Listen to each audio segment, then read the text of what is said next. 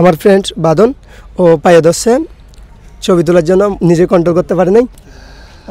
আমার সাথে যে চারজন আছেন তারা বিসিবিতে কাজ করেন এবং তাদের কাজ নেওয়ার গল্পটা খুব ইন্টারেস্টিং। তারা লিটন দাসের সাথে ছবি তোলার জন্য এখানে কাজ নিয়েছেন। তাদের সাথে একটু কথা বলার চেষ্টা করি। আসলে আপনি বলছিলেন, মানে একটু গল্পটা যদি বলতেন আবার। আসলে ছোটো থেকে যখন খেলা বুঝতেছি তখন লিটন দাদা থেকে শিখতেছি, বুঝতেছি ওই রকম। এখন তখন থেকে একটা আগ্রহ জাগছে, দাদার সাথে ছবি তুলবো বা একবার দেখবো, কথা বলবো, একটু স্বপ্নটা একটু পূরণ হলো। ওই দিন প্রথম ম্যাচে ড্রেসিং রুমের ওইদিকে গিয়েছিলো, দাদাকে ডাক দিলাম, দাদা বলছিল ছবি তোলার জন্য ডাকছিলাম, দাদা বলছিল এই সেকেন্ড ম্যাচে তোলার জন্য। সেকেন্ড ম্যাচে তুলে নেই, থার্ড ম্যাচে এসে দাদাকে দেখছিলাম, বলছিলাম, তখন বলছে আমি কনফারেন্স রুম থেকে আসি, তোমাদেরকে ছবি তুলবো।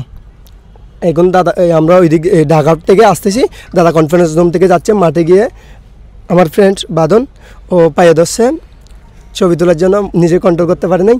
এখন আমরা সবাই দাদাকে বললাম, দাদা আমরা একটু ছবি তুলি। দাদা বললো হ্যাঁ তুলতে পারো।